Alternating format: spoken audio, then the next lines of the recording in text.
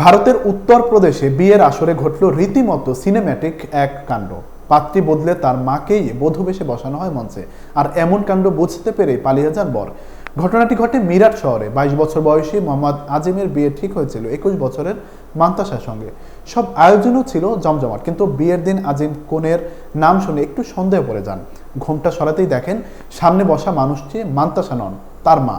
ঘটনার আকস্মিকতায় আজিম সঙ্গে সঙ্গে বিয়ে করতে অস্বীকৃতি জানান ও মঞ্চ থেকে বেরিয়ে যান।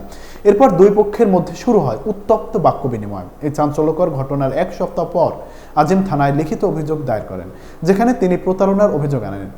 পুলিশ জানিয়েছে বিষয়টি তদন্তাধীন। এখন প্রশ্ন, কেন এমনটা করলো পাত্রীপক্ষ?